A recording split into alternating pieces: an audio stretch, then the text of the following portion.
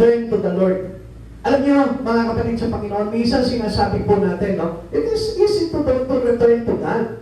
Basta magsimba lang ako, nakabalik na ako sa Panginoon. Come on, hindi po ganun po yun. Dahil ang pagbalik po natin sa Panginoon, yung ating tinatawag na pagbabalik loob sa Panginoon ay mangyayari lamang po yan kapag binigyan mo ng halaga sa buhay mo ang Panginoon. Return to the Lord. Pag-aaralan po natin yan. Sabi po ng Hosea, dito, sa pinasa po natin, Hosea's call to repentance. Gusto ng Lord po kasi tayo po mismo ay humingi tayo ng pagsisisi natin sa ating Panginoon. At hindi pangyayari yung pagsisisi na yun kung mayroon tayong ibang pinapahalagahan sa buhay natin at hindi ang Diyos. Gusto ng Panginoong Jesucristo na siya yung maging priority natin. Gusto ng Panginoon na siya yung pinakamahalaga sa buhay natin. Kaya nga sabi po sa ating ng Panginoon, seek ye first the kingdom of God and in His righteousness, and all the things shall be added unto you. Saka idadagdag sa iyo ng Panginoon. Unahin mo yung paghahari ng Diyos. Kaya ano sabi po ni Hosea po dito? Tinatawagan niya yung mga tao, yung mga Israelita sa panahon na yun. Ang sabi niya, come and let us return unto the Lord. Tayo'y manumbalik na sa Panginoon. Ang sabi niya po dito, He hath turned and He will heal us. Siya po yung kumbagay nanakit, kaya siya rin yung gagamot. Siya yung sumugat, siya rin yung magbibigay sa atin ng lunas. He hath smitten and He will bind us up. Gusto ng Panginoon na ito, tayo po lahat ay ipunin ng Panginoon para tayo po ay makabalik sa Kanya. Kaya lang, tingnan niyo po, kung minsan, bakit po ang tao hindi talagang tulad makalapit sa Panginoon? It is because of the things in Him. Yung mga bagay sa buhay niya, maaari yung trabaho niya, maaari yung mga gawain niya sa araw-araw, o yung mga bagay na humahadlang sa kanyang paglapit sa Panginoon. Hindi po tayo makakapagbalik loob sa Panginoon because repentance to God is a changing life. Isang malaking pagbabago kailangan sa buhay natin. It is a complete turn. It is about pace. Kung bagay, para kapag tayo po ay nag-repent sa Lord, kailangan yung buhay mo ay talagang may pagpapahalaga na sa Panginoong Jesucristo. A call of hope to a troubled nation. Lahat po tayo. Actually, yung mundo po natin was in trouble. Kaya lang hindi po natin napapansin yun dahil hindi po tayo nakakaunawa pagdating sa salita ng Diyos. Kapag tayo po ay natuto sa salita ng ating Panginoon, makikita po natin ang kalagayan ng mundo po natin. Ano nangyayari sa mundo natin? Nabubulok. The nation was in moral and religious decay. Yung ating pag-uugali, yung ating pagkilala sa Diyos ay pawang kabulukan lamang. Kaya hindi niyo po napapansin? Minsan, nagsisimba tayo pero wala yung puso ko sa Diyos.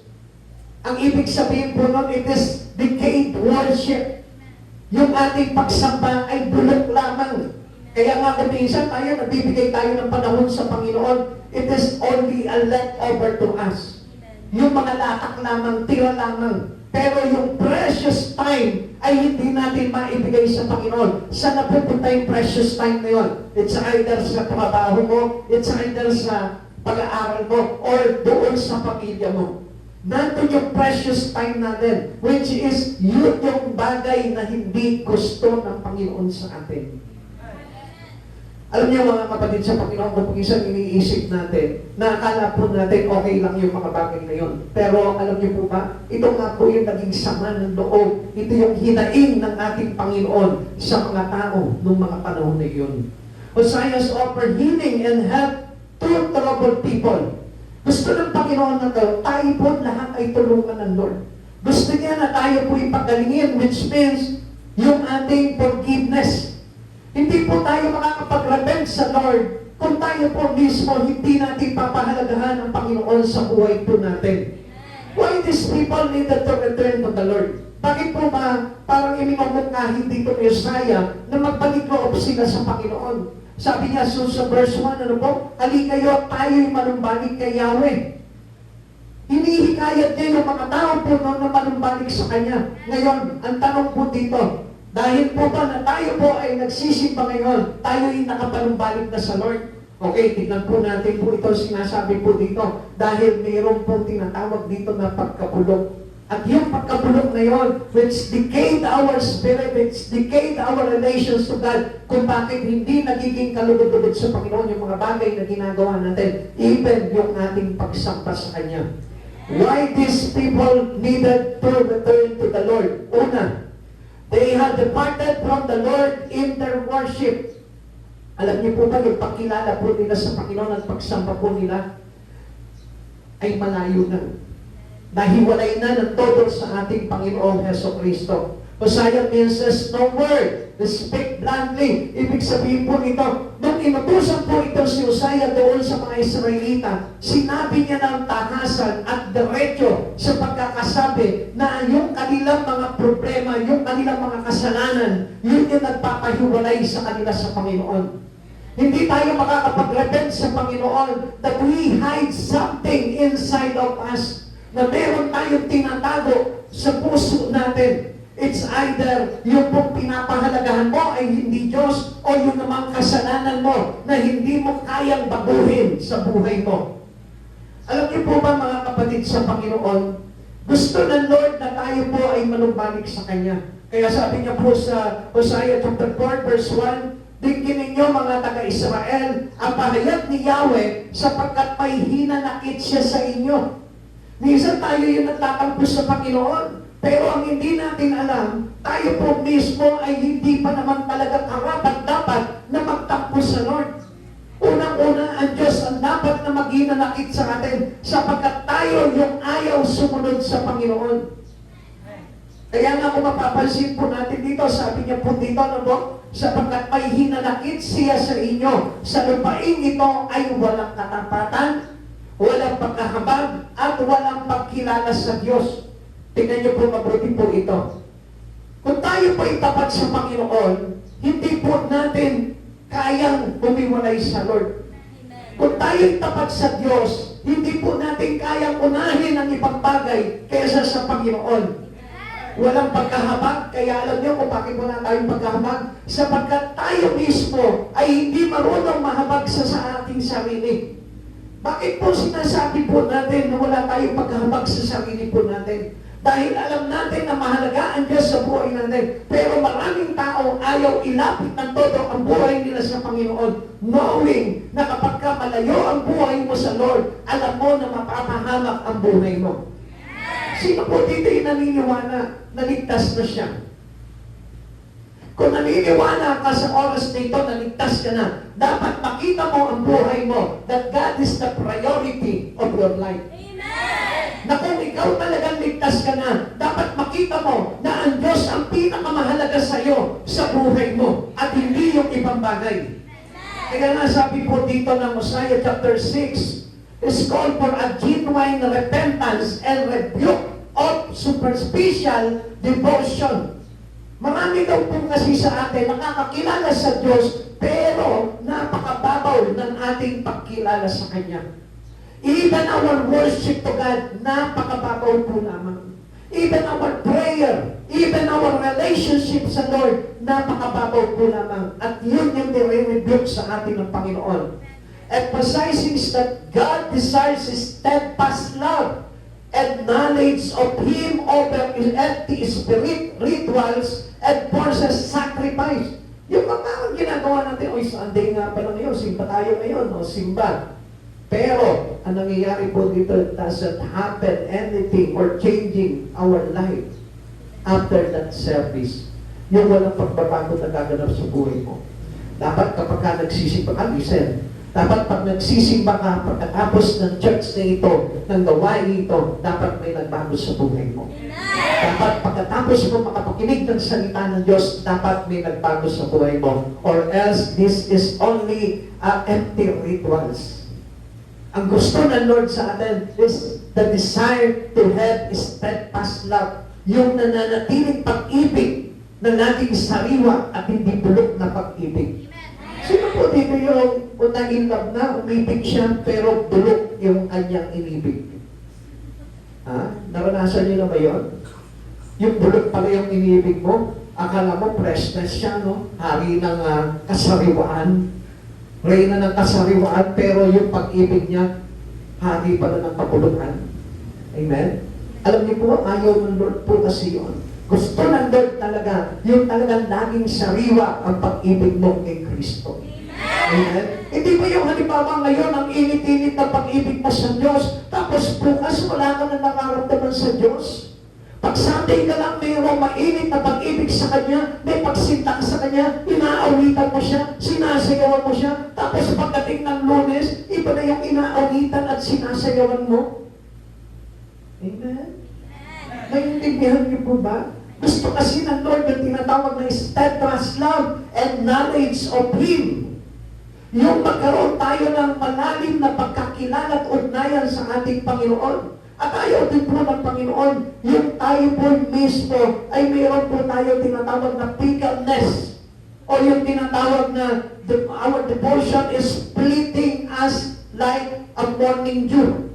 Yung ibig sabihin, di ba mag-church ka ngayon, pagkatapos nito pag-church mo, parang nawala na, naglaho na lahat ng napakinggan mo. Cannot change you. Hindi makakapagbago ng buhay po natin yan. At yan po yung palatandaan na tayo po ay nandun sa kasamaan o nandun tayo sa panandalian lamang na pagsamba sa ating Panginoon. At yun po yung tinatawag na delayed worship. Yung po yung bulok na pagsamba sa Panginoon. Sabihin mo sa katabi mo, dapat sariwa at hindi bulok ang pagsamba natin. Dapat sariwa at hindi bulok ang pagsamba natin. Bakit pa kailangan yun? Sapagkat gusto ng Lord talaga maging genuine yung ating pagsamba at pagkilala sa Kanya. The Lord's controversy with the people, ito po yung talagang parang hinaing ng Diyos sa mga tao po noon. Baka ito rin po yung hinaing sa ating Diyos sa panahon po natin. No truth in the land. Wala po yung katotohanan. Hindi umiiral sa kanila yung katotohanan. Kundi yung kalikuan palagi, yung nananaig sa buhay po nila. Nagdumali kahit malayo ako sa Panginoon, basta kilala ko naman siya eh. Maiintindihan naman ako ng Panginoon kung hindi po ganoon yung katotohanan. Ang katotohanan ay talagang naglalapit ng buhay kay Kristo. Ang katotohanan ay nabubuhay sa totoong nandun si Kristo. No mercy in the land. Wala yung habag. Yung pa parang tayo po mismo, wala tayong pakialam sa isa't isa. Wala tayong habag sa sarili. Wala tayong habag sa mga tao sa paligid po natin. No knowledge of God in the land. Yung pong parang empty yung kaalaman natin pagdating sa Panginoon. Kaya nga sabi niya po doon sa Hosea chapter 4 verse 6, sabi po dito, nalipol ang aking bayan dahil sa di pagpapahalaga sa akin. Kailangan na laging valuable sa atin ng Panginoon. Siya yung higit na mas mahalaga sa buhay po natin. Hindi yung mga ibang bagay po sa atin. Pastor, mahalaga kasi ang trabaho ko eh. Pero dapat na mas mahalaga ang Panginoon. Mahalaga po kasi yung nakatapos sa kalang pag-aaral, pero dapat mas mahalaga pa rin ang Panginoon. Mahalaga sa akin yung pamilya ko, pero dapat mas mahalaga pa rin ang Panginoon. Umiisan po kasi nandun tayo sa bulok ng pag-unawa. Kaya nga, we need the knowledge about God. Kailangan matuto po tayo ng mga bagay at malaman natin kung ano yung nais ng Lord. Kaya po ito mga tao na ito ang nalipol. The people destroy because of lack of knowledge.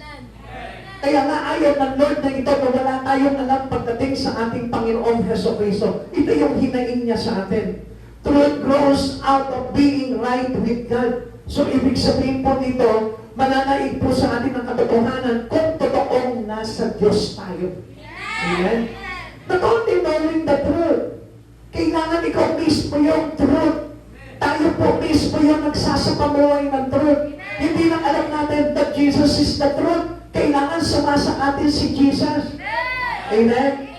Sabi po ng John chapter 8 verse 32, pakikilala ninyo ang katotohanan at ang katotohanan ang magpapalaya sa inyo. Kaya nga tayo hindi makalaya-laya at hindi tayo magkaroon ng kaligtasan. We cannot assure that we have already salvation in God. Alam niyo kung bakit?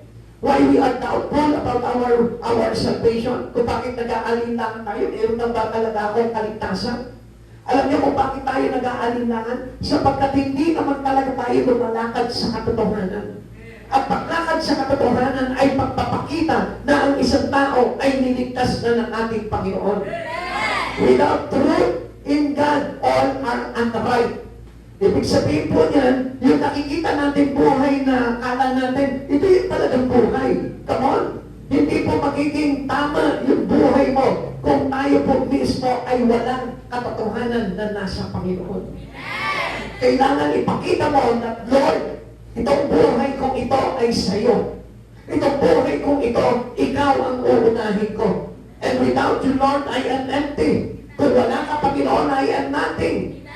Ganun po dapat ang ating prinsipyo. At ganun po dapat tayo pagdating sa Panginoon. Lord, ano sa isa ng buhay ko kung wala ka?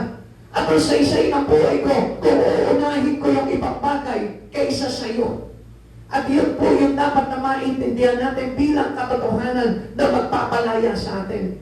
Minsan ang Diyos palaputi lamang ng buhay ng isang tao. Dahil ang mahalaga sa Kanya ay hindi Diyos. Kaya ang buhay ng isang tao na hindi Diyos ang nauuna sa kanya ay maling pamumuhay. Mercy flows from knowing our merciful God. Gusto mo na mag-umapaw yung habag ng Diyos sa buhay mo? Kailangan makilala mo talaga that God is a merciful God.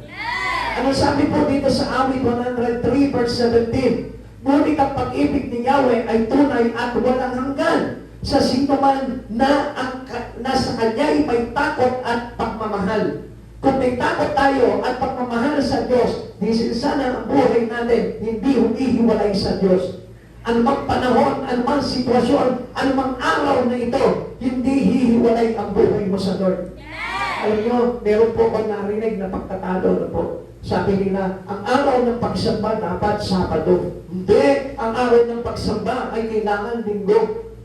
Ang sabi ko sa sarili ko, bakit pagtatalunan yung araw? Ang dapat na pagtalunan dito, kung totoo ba na ikaw ay sumasamba o bulok na pagsamba lamang ang meron ka. Amen? You need a genuine worship to God. Kailangan yung totoo na kahit sabihin mo, Lunes ka pa sumamba, Martes ka sumamba, Miyerkules ka sumamba, basta totoo, yung pagsamba mo, genuine yung pag-worship mo sa Lord, yun ang gusto at kinalulog ka ng Panginoon. At yun po yung tinatawag na takot at pagmamahal sa Diyos. Kaya yung habag ng Diyos sa Kanya ay hindi maubos-ubos. Ang matuwid niyang gawa ay wala ring katapusan. Kaya ang Diyos hindi magkukulang sa buhay ng tao. Mag-uumapaw yung kanyang biyaya sa buhay ng tao kapag tayo po mismo ay nagmahal ng todo sa ating Panginoon. Hindi kanya pababayaan, hindi kanya iiwanan. Kaya nga po minsan, daming mga Kristiyano takot pa rin. Natatakot pa rin po sila mawala ng mga bagay-bagay sa buhay nila, pero hindi sila natatakot na mawala ang Diyos sa buhay nila. Kung meron kang dapat na ikatakot sa buhay, ang ikatakot mo, yung mawalan ka ng Jesucristo sa buhay mo. Amen! Hindi yung mawalan ka lang ng trabaho. Hindi yung hindi ka lang makagraduate sa pag-aaral mo. Sapagkat ang pag-asa po natin sa hinaharap ay walang iba kundi si Jesucristo. Ay sabi po ng Biblia, kung ang pag-asa mo kay Jesucristo ay para lamang sa mga bagay sa mundo ito, ikaw na yung pinakamasahol na tao. Dapat ang pag-asa po natin sa buhay na walang hanggan si Kristo. God's people have forsaken Him. Kaya po, ang tao po ay nalayo po talaga sa Panginoon kasi nawala po talaga sila sa Lord. Iniwanan nila ang Diyos sa buhay nila. They had no time for Him. Wala na silang panahon sa Diyos. Yung panahon po nila, ng mga panahon na yon, yung panahon ng mga Israelita po noon, sa panahon po ni Propeta Osias, sila po ay nagumon lamang po sa pagpapayaman. Nagumon po sila sa pagsamba sa mga Diyos-Diyosan. Lesser thing had all their adoration. Lumiit na po yung kanilang pagpupuri sa Panginoon. Nawala na po yung kanilang pagsamba sa Panginoon. Kaya nga nawalan po tayo ng panahon sa Diyos. It is because our time today is the same with the time yesterday with Israelites. Ganun na po yung panahon po natin ngayon. Kaya hindi mo napapansin, para sa maraming tao, ang gawain ito'y kalokohan lamang. Ang pagbabasa ng Biblia, kalokohan lamang. Ang mga bagay po na may kaugnayan sa Panginoon ay pawang kalokohan lamang.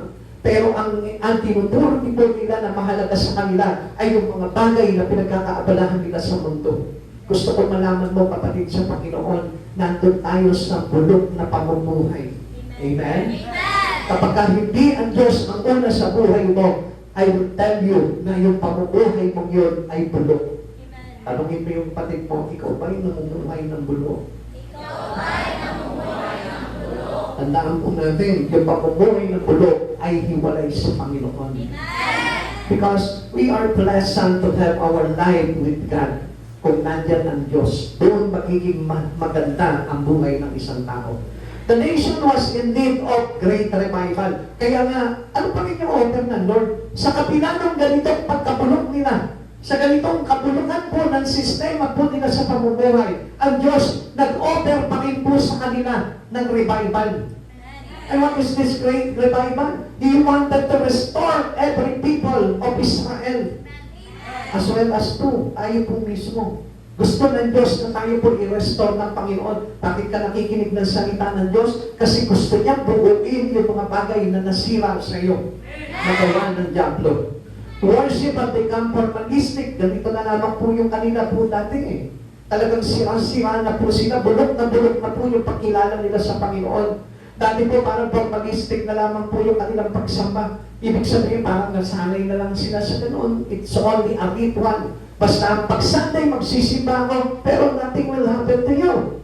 Walang changes, walang pagbabago, walang nagiging kabutihan sa kalooban po natin. Hindi tayo natututong magpasalamat sa Panginoon. Hindi tayo natututong magbigay sa kapwa. Hindi tayo natututong magligtas ng mga tao. Kaya nga kapatid sa Panginoon, gusto ko po na malaman mo, ayaw ko na masayang lamang yung ginagawa mong pagsamba sa Panginoon. At higit sa lahat, ayaw ng Lord po talaga yun. Worship was not life-changing experience. Supposed to be, ito yung sinasabi ko po sa inyo, kailangan ngayong oras na ito, paglabas mo dito, pagkatapos ito, kailangan may nabago sa buhay. Amen? Amen? Gusto ko mo ba yun? Sino po dito gusto na pagkatapos itong service na ito, may nagbago na sa kanya? Pero ang tanong dito, ganito eh, gusto mo ba magbago? Kasi kahit na gusto kang paguhin ng Panginoon, kung ikaw mismo ayaw mong pabago sa Panginoon, hindi ka magbabago. Alam niyo, nung panahon po na bago pa naman ako lumalapit sa Panginoon, sabi ko sa Lord, iiyak ko sa Panginoon, Lord, gusto ko rin naman po magbago eh. Although gusto ko yung mga ginagawa ko po nung araw, gusto ko yung mga bisyo ko, gusto ko yung mga pagbabarkada ko, gusto ko po nung araw po yun. Pero ang sabi ko sa Lord po, Lord, baguhin mo ang buhay ko. Isang araw, alam niyo, nung sinabi ko sa Panginoon yun, doon nakarinig po ako ng aral, nakarinig po ako ng preaching, habang nag-aawitan po sila, meron binibigas po yung pastor, alam niyo, dumating po sa akin yung malaking pagbabago. Pag-uwi ko po sa amin noon, lahat ng mga bisyo ko na wala na. Yun po yung tinatawag na dapat life-changing experience in your worship. Alam po kayo rin po na experience niyo. Amen? Kaya lang, ayaw nyo lang yung testimony po dito eh. Sinanay lamang po yung lagi nagte-testimony eh. Kaya tuloy, ang Diyos laging nagpapaulan sa kanya ng biyaya. Amen? Alam ko, marami na pong ginawa na pagpapala ang Diyos sa buhay mo. Katulad na lamang po, halimbawa, nung araw, saksakan ka ng sungit. Amen? Amen? Sino po yung dati dito saksakan ng sungit? Oh. Hindi niyo po ba alam kapag kasaksakan ka ng sungit, pumapangit? Amen? Tignan nyo, nung wala na yung kasungitan mo, gumanda ka na. Amen? Tanungin mo nga yung katabi mo, masungit ka ba? Yan. Di ba? Hindi na kailangan ng Dr. Albius para gumanda ka. Ang kailangan mo lang, huwag ka na magsungit. Magpabago ka sa Panginoon para gumanda. Amen? Yun po yung nagagawa ng tinatawag na true worship to God. Amen? Amen! Meron na po ba naka-experience dito nung life-changing worship niya? Ha? Meron na? Patingin ko nga yung kamay kung sino yun. O, tingnan nyo, ayaw nyo, amen kayo. Sabi, amen, amen. Patingin ka pa, hindi maitaas eh. Alam kayo, mamaya madadaanan natin yun. Alam nyo kung anong tawag doon? Lying. Sino ba talaga dito yung meron na nagbago sa kanya? Simula nung dumalo siya sa gawain na ganito. Ha? Yung iba wala pa kayo na-experience sa pagbabago, alam nyo lang yun. Kaya lang hindi kayo magpaniwala, hindi na pala ako madamot ngayon. Amen? Marunong na pala ako mag-bless ng simbahan namin ngayon. Amen? Ano? Ba't nakakahimik kayo pagka-usapang blessing?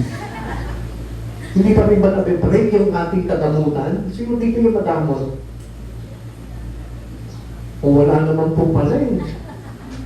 Pero bakit hindi ka makataas ng kamay kapag sinabing pagpapala? Sino dito yung gustong pagpalain? Taas ang kamay. O, tignan nyo, lahat kayo. Eh, ang tanong dito, ganito. Sino dito yung gustong magpala? Taas ang kamay. O, tignan nyo, ilan na lang? Pili pa yung iba, masumunod na kami. Taas na. Taas din ang kamay. Hello? Sino po dito yung willing na bumili ng isang upuan pagdating ng Sunday, dadali niya dito?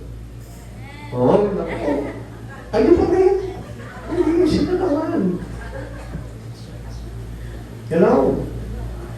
Try mo yun, makikita mo, merong magkakaroon ka ng experience na life-changing. Amen?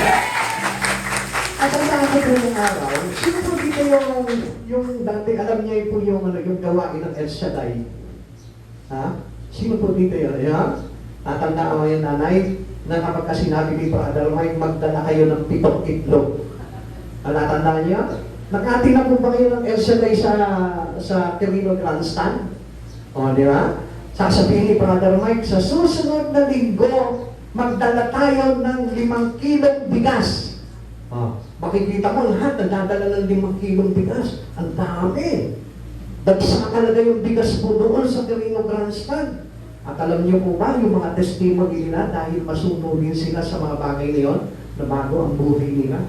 At alam niyo kung ano nangyari, meron nagpatotoo na may nagbigay sa kanya ng house and lot, meron nagpatotoo na binigyan siya ng kotse, meron nagpatotoo na kung ano-ano yung mga miracle na nangyari sa buhay niya, meron mga nakalakad, meron pong nakakita. Amen? At meron din kumita. Hello? Gusto ko malaman nyo na kapag tayo naging obedient tayo sa Panginoon, naging totoo yung pagsamba natin sa Panginoon, ma-experience din po natin ito tinatawag na life-changing experience. Amen. Sino po dito yung magdadala ng upuan sa susunod na linggo? Ayun lang. I-try mo yun, maniwala ka sa akin, maniwala ka sa Diyos. Kung may pananampalataya ka, pagpapalain ng Diyos ang Amen? Yung iba tumawag pa, Pastor, pwede po ba 5 pirasong itlog na lang? Huwag yung tatawag. Dapat nga mas higit pa yung sinasabi doon. Pag sinabi sa iyo, magdala ka ng isang upuan, dali mo 2, dali mo 3, makikita mo.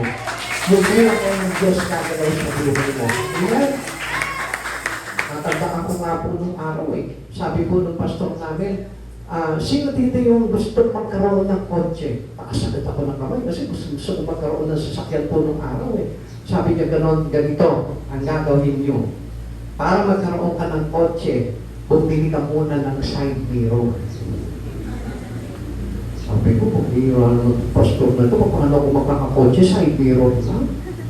Ang ginawa ko ngayon, pumunta po ako doon sa tindahan po ng mga motor parts doon po sa amin. Bumili ako ng side mirror. Ang ginawa ko, ikinabit po doon sa aparador namin. Kinabit po 2 side, yung side mirror, habang nagsusuklay ako, kunyari, nasa kotse ako. Isang araw, tumawag sa akin yung ate ko.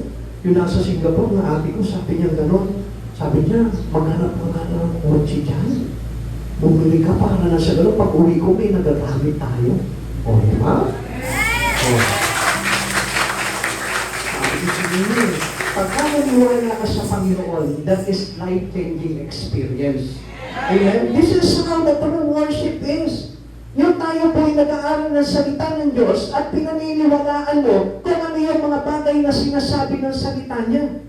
Hindi tayo magkaroon ng pagbabago sa buhay natin kung tayo po mismo hindi natin ginagawa o ipinabubuhay yung mga aral na itinuturo sa atin ng Panginoon. Kaya nga sabi niya sa Hosea chapter 4 verse 6, nalipo lang aking bayan dahil sa di pagpapahalaga sa akin. Hindi kasi nila pinahalagahan ng Diyos sa pamamagitan ng mga aral. Their worship lacked faith. Kulang sa pananampalataya. Sumasamba sila sa Lord pero natatakot sila. Ayaw nila sundin yung yung ipinag-uutos sa kanila. Kaya nga gusto ko po na malaman po ninyo na kapag ka ito pong bagay na ito sinunod po ninyo for the glory of God, makikita mo ang kamay ng Diyos gagalaw sa buhay mo. Yung meron ka ng matagal na iniinda sa katawan mo, matuto ka na magbigay ng panahon sa Panginoon, makikita mo, gagaling at gagaling yun. Amen. Amen. Kaya nga, alam nyo, maaari po tayong magbago kung tayo po mismo ay meron talagang totoong pagsamba sa Panginoon. Ikalawa, why these people needed to return to the Lord? Una, they had departed from the Lord in their worship. Ikalawa, they had departed from the Lord in their words. Yung kanilang mga pananalita, hindi na maging maganda yung kanilang pananalita. Katulad po nito, no? Ang sinabi po dito sa verse 2 ng Hosea chapter 4, by swearing and lying. Ano po yung mga ginagawa nila? Basahin po natin.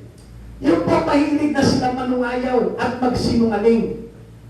Hosea chapter 4 verse 2, sa halip ay laganap ang pagtutungayaw at pagsisinungaling, pagpatay, pagnanakaw, pangangalunya, nilalapag nila ang lahat ng batas at sunod-sunod ang mga pamamaslang. Ayaw ng Diyos na masama yung pananalita natin. Ayaw ng Diyos na tayo po ay sinungaling. Meron pa po ba sinungaling po dito? Ha? Taas ang kamay na hindi na sinungaling. Tignan nyo, sabi ko na eh. Taas ang kamay ng hindi sinungaling. Tignan nyo na. Sino po hindi na sinungaling? Taas ang kamay ng sinungaling. Ano kayo? Sinungaling kayo. Masama yun. Magbago na kayo. Sabihin mo sa katabi mo, magbago ka na. I-claim mo sa sarili mo sa harapan ng Panginoon, Lord, hindi na ako sinungaling. Huwag mo i-claim na sinungaling ka. Papaligtan lang kayo sa mga tarin eh. Sa mga tarin, pag tinanong mo, sino dito ang sinungaling? Hindi magtataas ang kamay yung mga yun. Pag tinanong mo dito, sino ang sinungaling? Magtataas ng kamay yun. Baligtad eh. Kapatid sa Panginoon, wag mong i-claim na sinungaling ka. Kung sinungaling ka man, nagsisinungaling ka, gamitin mo yung kapangyarihan ng Lord para mabago ka. Tingnan niyo po sabi po dito, words measure our spiritual condition. They reveal what occupies the mind. Alam mo, kapag masama yung isipan mo, yun yung kalagayan ng espiritu mo. They reveal the state of our heart. Yun din ang kalagayan ng puso mo. Kaya nga, sino po dito yung nagsasabi na mahal niya ang Diyos? Parang naman lang mapahalutan leader. Pag may nagtaas na kamay, tataas na rin siya ng kamay. Lamay-lamay na po, sabi siguro. Pag napahiya siya, ayaw pa niya. Kung ako na mag-isa tataas ng kamay, pag napahiya ako lang. Ang galing na sistema niyo eh. Hello? Ang sabi po dito, they reveal what occupies in the mind. They reveal the state of our heart, of the heart. Alam niyo po, basta tayo po mismo, sa pamamagitan ng salita natin, nahahayag kung ano yung laman ng isipan natin. Nahahayag kung ano yung laman ng puso po natin sa pamamagitan ng salita natin. Sabi po ng Mateo chapter 12 verse 33 to 37, sinasabi ninyo mabuti ang punong kahoy kung mabuti ang kanyang bunga, at masama ang punong kahoy kung masama ang kanyang bunga, sapagkat sa bunga nakikilala ang puno. Lahi ng mga ulupong, sabi ni Jesus. Ano po? Paano kayo makapagsasabi na mabubuting bagay kayo'y masasama kung ano ang nag-uumapaw sa puso ay siyang sinasabi ng bibig? What is abundant to our heart to speak out? Yun yung sinasabi natin. Pagka halimbawa, puro laman ng iyong puso, pera, kaya makikita mo, puro pera ang salita po niyan. Kapag marumi yung puso mo, marumi rin yung mga sinasabi niyan. Kapag masama yung isipan mo, masama rin yung kanyang ugali. Amen? Sabi ko ng 35, mabuti ang sinasabi ng mabuting tao, sapagkat puno ng kabutihan ang kanyang puso. Masama ang sinasabi ng masamang tao, sapagkat puno ng kasamaan ang kanyang puso. Tandaan ninyo, sa araw ng pag-uukom, pananagutan ng tao ang bawat walang kabuluhang salitang sinabi niya. Pawawalang sala ka o parurusahan batay sa inyong mga salita. Kaya nga, be watchful. Bantayan natin yung mga sinasabi natin. Dapat, kung talaga si Kristo na, yung abundance sa puso mo, dapat puro blessing na yung sinasabi ng iyong salita.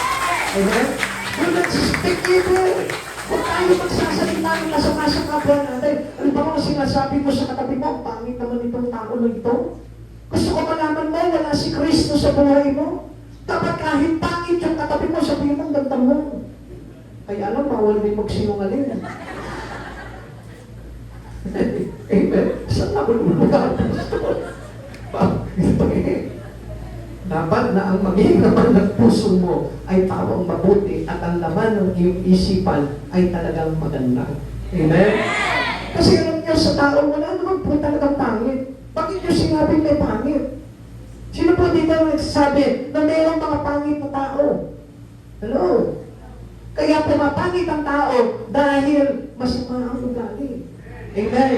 Pero kahit ang tao, sabihin mo, pangit man sa paningin mo, pero mabuti ang kalooban, gumaganda yan. Amen. Tignan mo yung katabi mo ngayon, anong feeling mo? Maganda yan o pangit? Ha? Pag sinabi mo maganda yan, maganda ugali yan. Pero pag sinabi mo pangit yan, mas pangit ka kasi sinabihan mo siya pangit. Amen. Amen? Naniniwala ba kayo? Kasi ang pangit ng bibig niya eh.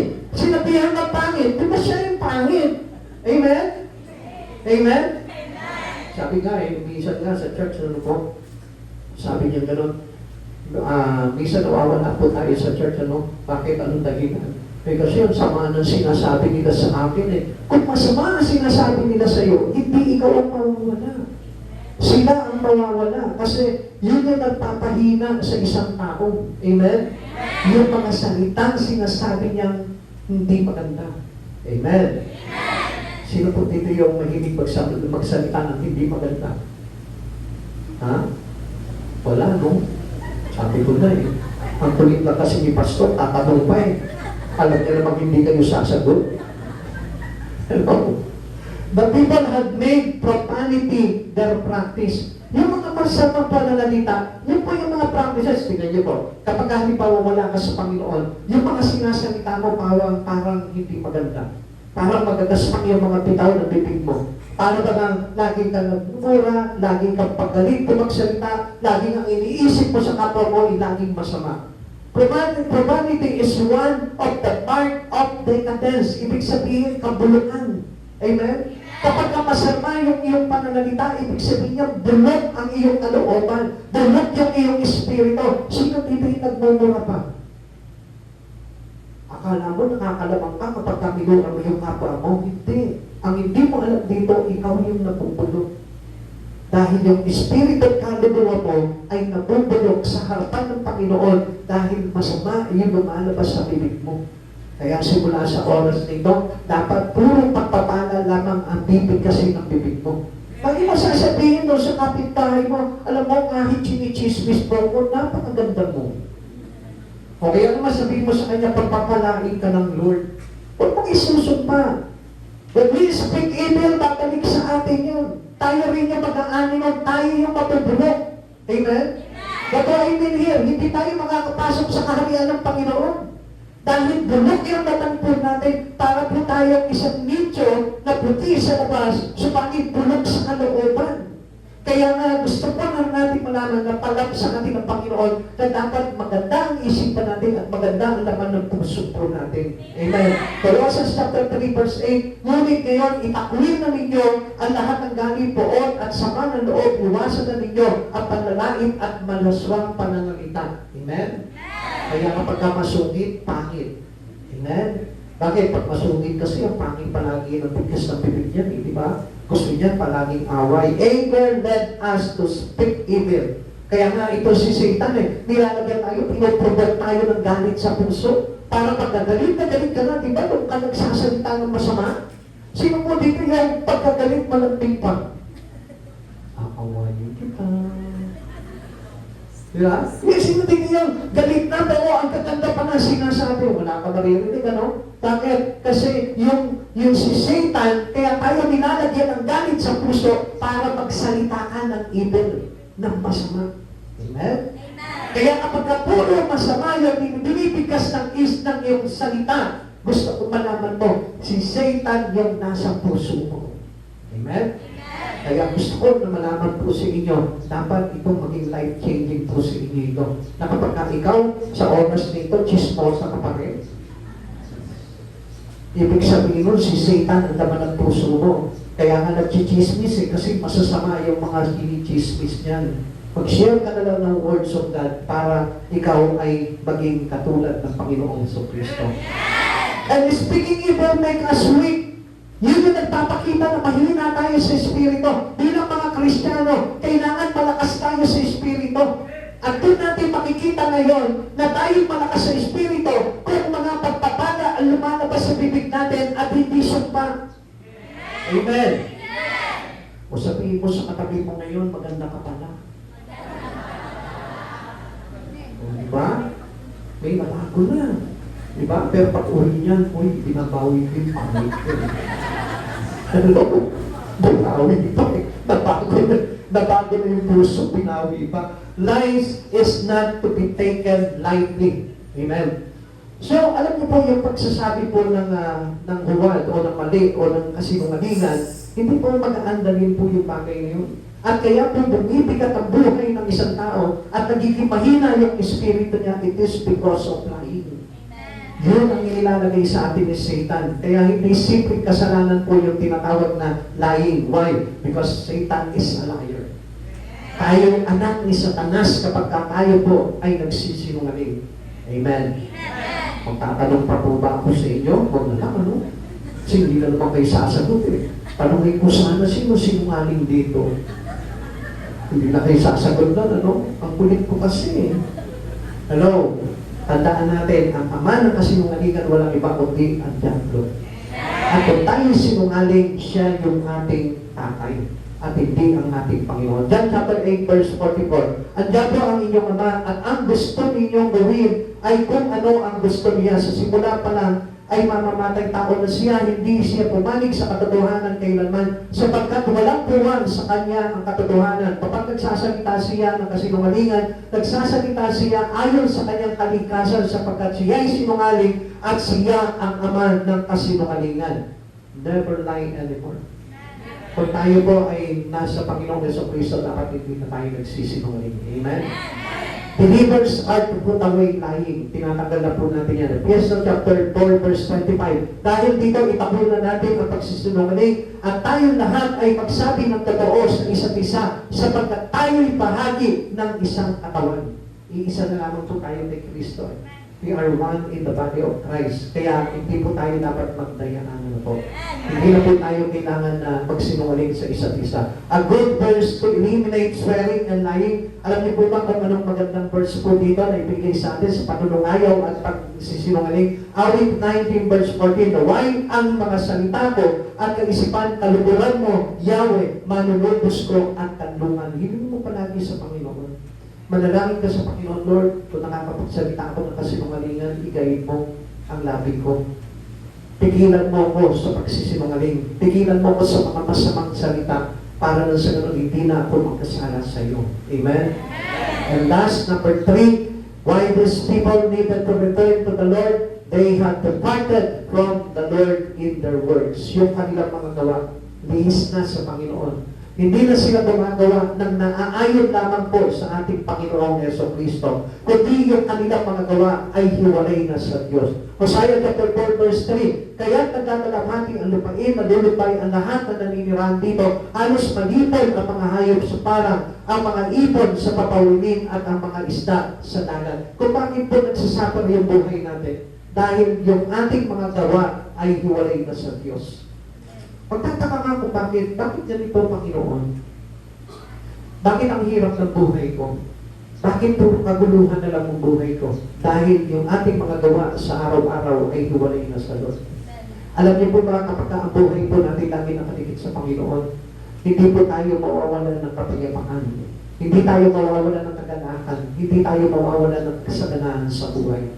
Because God is everything to us. So yung lahat-lahat sa buhay natin. Sabi nga po dito, ibig sabihin nga po ni Hosea dito sa 4 verse 3, ay nangangahulugan na ang laganap na ang mga kasalanan ng Israel Sa Israel po, ito po yung kanilang mga kasalanan. Kawalan ng katotohanan, awa at kaalaman sa Diyos ay magdudulot ng pagbuo ng kapaligiran at pagpawasak ng bansa dahil sa pagsuway ng mga tao. Ang lupain ay makakaranas ng matinding tagtuyot na maghahatid sa pagkasira ng kalikasan, hayop at ekonomiya.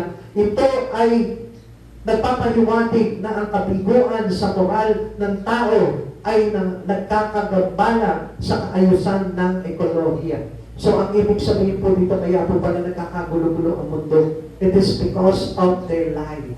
It is because of lack of truth. Wala nang habag sa isa't isa. Wala nang pagkakilala sa Panginoon.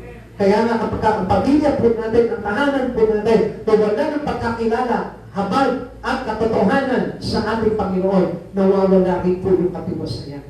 Nawawala rin po yung kapayapaan. Kapag tayo nabuhay ng dihil sa Panginoon, nawawala yung kasaganahan sa buhay ng isang tao. Kaya kapag nakita mo ang isang pamilya, is a family of a Christian who appear in the Lord, I tell you, makikita mo, napakasagana. Kahit na sabihin mo, simple lamang yung buhay nila, napakagaan ng kanilang pamumuhay.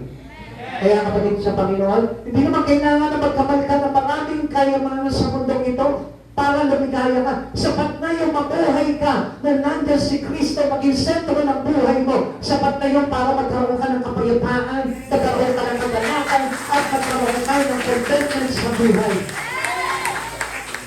3 marks of decay in Israel at that time. Ano po ba yung tanda sa kanila ng kanilang mga pagkabulok noong mga panahon na yun? Unang-una is killing. Exodus chapter 20 verse 13, ayon sa commandments ng Lord, huwag kang papatay. Alam niyo po yung killing, although sinasabi na, hindi pa ako mamamatay tao eh. In the way na kung saan pinapatay natin yung espiritu ng isang tao dahil sa ating mga kasamaan. Amen? Ano ba? Yung pag tinatawag na stealing, yung pagnanakaw, Exodus chapter 20 verse 15, ito po yung sabi rin po sa kautusan ng Diyos, huwag kang magnanakaw. Amen?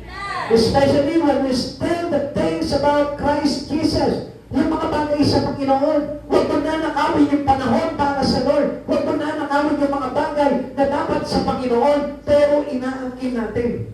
Amen? Amen? Yung iyong kaluluwa, yung iyong espiritu, never steal that and then put it away into the perishing life. Yung panglalagay mo ito sa kapagpapahamak mo ay dahil parang pagnanakaw niya dahil ang Diyos mismo binibigyan ka ng espiritu ng kaligtasan. And never steal anything from the Lord. Kapag kagaling sa Panginoon, huwag mo nanakawin yun. Enjoy it in your life. At gusto ko malaman po ninyo, napakahalaga po ng araw ng pagsamba. At hindi po natin ito dapat na ipanakaw sa kaaway. Amen? And thus, number 3 is committing adultery. Maybe sinasabi natin, Pastor, hindi naman po ako nangangalunya eh. Yes, physically, hindi ka nangangalunya. But spiritually, with regards on your relations to God, alam niyo po ba na napakalaki ng there is a largest form of adultery in the spirit. Not only on our flesh, yung pagtataksin natin sa Panginoon, ang pinakamabigat po sa lahat na yan. Bakit po? Kasi yung ipagpalit mo ang Panginoon Jesucristo sa ibang bagay, pagtataksin na po yun. Amen? Amen? Akala po natin yung nangangalunya lamang po sa laman. Ano mo? Hindi po. Yung ipagpalit mo ang Panginoon sa ibang bagay, yung pamana yung halaga ng Diyos sa buhay mo, at pahalagahan mo yung ibang bagay, ang ibig sabihin yan ay pagsampa na sa Diyos-Diyosan. Amen? At yun po yung tinutukoy ng Lord that the adulterous nation are those who had their own God. Yung gumagawa sila, they create another God. Kaya nga, sabi ng Lord, huwag kayong magkaroon ng ibang Diyos maliban sa akin. Dapat na ang Diyos lamang po ang talagang itinuturing natin iisa sa buhay po natin, ang ating Panginoong Jesucristo. Killing brings danger to our street and homes. Sabi po dito, this sin is prevalent in the world today. Kaya nga po sabi dito, killing is a great danger to our street and home. Ito po yung kapag parang laganap na yung mga pagpatay na kung saan hindi lamang po sa mga street, hindi lamang po sa tahanan po natin, kundi in our spiritual home. Amen? We need to value our spirit with God. Kasi hindi po kailangan yun na mamatay. Maaaring sabi nga po ng Bible, huwag niyong katakutan ang pumapatay ng taman. Ang katakutan niyo ay ang pumapatay ng katawan at ng kaluluwa sa impyerno. Kapatid sa Panginoon, ito po yung dapat nakatakutan natin. Yung mamatay yung ating kaluluwa at mahulog sa impyerno. Stealing costs us all. Maraming bagay na po tayong kumaging nanakaw pagdating sa mga mahahalagang bagay sa ating Panginoon. Like for example, our precious time. Yung precious time na yun, ilalagay natin sa ibang bagay at hindi sa Panginoon. And supposed to be that our precious time was given to our God and not to add any other things in our life.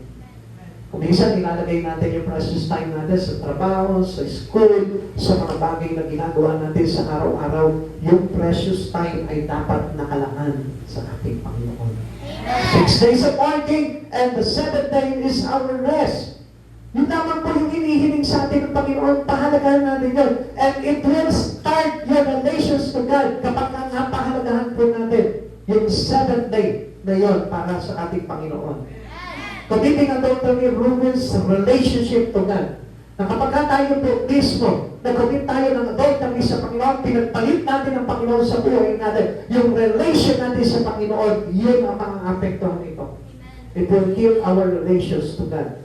It will suffer our relationship to God. Kaya nga huwag niyo natin pagpapalit ang Panginoon sa buhay po natin. Mga kapatid sa Panginoon, pahalagahan mo ang Diyos sa buhay mo. If you want to return to God, pahalagahan mo unang-una sa buhay mo ang Panginoon. Hindi tayo makakapagbalik sa Panginoon. We cannot revive us by God knowing na hindi siya ang mahalaga sa buhay mo. Pahalagahan mo ang Diyos sa buhay mo. Sabi dito, the people invited to return to the Lord. Sabi po sa atin dito, return in spite of their sin. Kahit nagkaano kabigat yung pagkakasala mo, inaaniyahan ka ng Lord, magbalik ka sa Kanya. Ang Diyos, hindi naman po tayo piniblame doon sa kasalanan na yun, kundi is willing to forgive us. Kung marunong lamang po tayo magsuko ng buhay natin sa Panginoon, lahat kahit na anong pagkakasala, papatawagin po sa ating Panginoon niya. Return and be forgiven. Pag nalumbalik tayo sa Panginoon, sinunod natin yung aral na ito, makikita mo, wala na tayong aalalahanin about our sin today dahil ipinatawad na sa ating Panginoon yan.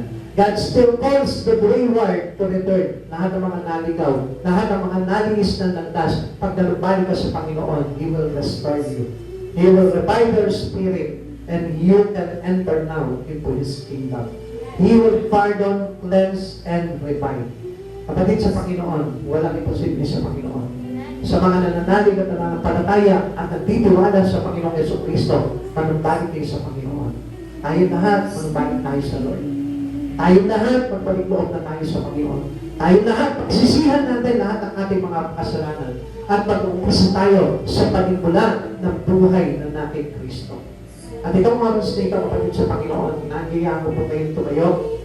Ipahayag po natin sa Panginoon yung ating pagbabalik loob sa ating Panginoong Jesucristo. Ipahayag po sa Kanya. If you want to cry out, sinumiyak ka sa Panginoon, sabihin mo sa Panginoon, Lord, ayusin mo ang puso ko, paguhin mo ang buhay ko. Kailangan po natin makapagbalik loob sa Panginoon. Hindi magiging sapat yung pagsisimba natin without life-changing experience.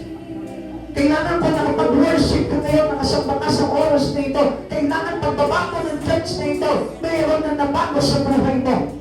Mayroon na naayos sa mga kasalanan mo. At mayroon ng bagay na nabaklas sa buhay mo ang Panginoon na ito. Kapatid, hindi ka pananaga ng Panginoon dito sa lugar na ito kung walang inaayos sa buhay mo ang Panginoon. It's either to your own personal life o doon sa iyong tahanan, may aayusin ng Diyos. Why don't you surrender your life to Jesus? Isuko mo sa Kanya. Mangako ka sa Panginoon, sabihin mo sa Panginoon, Lord, gusto ko na mabago ang buhay ko. Alam niyo ba na kapag ka sinabi mo sa Lord, and willing ka na mabago ang buhay mo, ang Diyos gagalaw unti-unti sa buhay mo at makikita mo ang pagbabago na yan. Kamangod mo po ako tingnan. Pakiramdaman mo, damahin mo sa puso mo na kinakatagpo ka sa oras na ito ng ating Panginoon. Our God is God in the Spirit. Ang alam ko po na sa oras na ito, nandyan siya sa tabi mo. Kinakatagpo ka niya. Tinatanong ka niya, anak, anong gusto mo na mabuhay ko sa iyo? Pagsabi ka, ipaalam mo sa akin kung ano yung bagay na gusto mong maayos sa buhay mo. Aayusin ko. He is a restoring God. He wants every one of us to revive our spirit. Let's worship God. Come on. Taas mo yung iyong kamay sa Panginoon bilang pagsuko mo sa Kanya. Isuko mo yung buhay mo sa ating Panginoon Yesu Cristo. Hallelujah, glory to you, O Lord. Panginoon, nabutin mo kami lahat, O God. Ang Espiritu ng pagbabago mo na sa iyo, O God. Ikaw, ito, Panginoon, ang buhay ito namin, O God. At kaya akong maliwanhagin ka sa buhay na ito, Lord. Give us the spirit of greatness, O Lord. Tulungan mo po kami, Panginoon, na magpagbago. Tulungan mo kami na isuko ang lahat ng aming mga nakaraang pagkakasala. Tulungan mo po kami na makapagpanig sa iyo, Panginoon. Tulungan mo ang bawat isa sa amin, Panginoon Jesus. Come on, church! Hilingin mo sa Panginoon ang pagbabago. Hilingin mo sa Panginoon ang pagbabalik loob. Especially malapit na dumating ang Lord. Yes, so God. Lord, close your eyes. Na maiboy presensya ng Panginoon.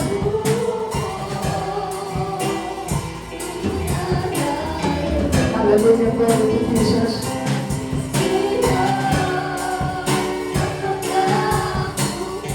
Kung nais mo na baguhin ng Panginoon ang buhay mo, sabihin mo sa Kanya, Lord, nais ko na baguhin mo naman ang isip ko, naman ang puso ko, ang kaluluwa ko.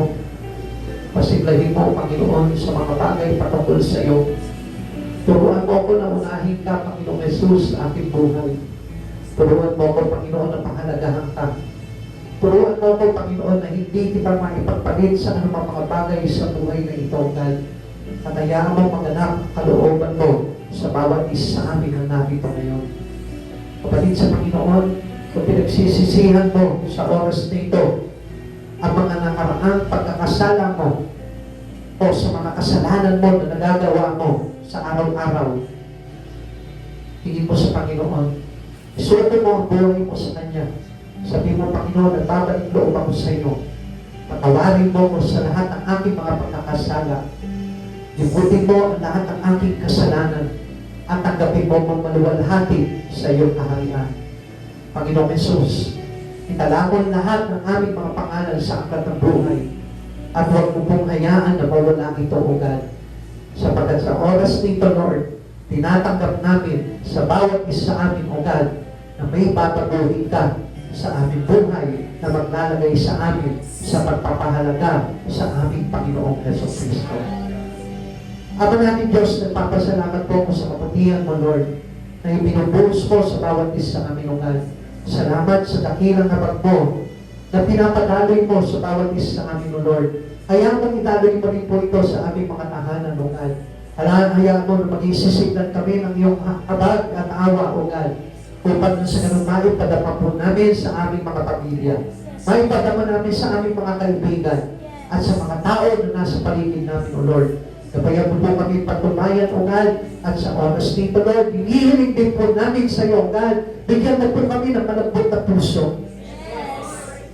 Mga puso na marunong matuto pagdating sa iyo, O God. Mga puso na kung saan marunong tumanggap ng mga pagkakamali at pagtutulog mo, Panginoong Jesucristo, sa buhay namin.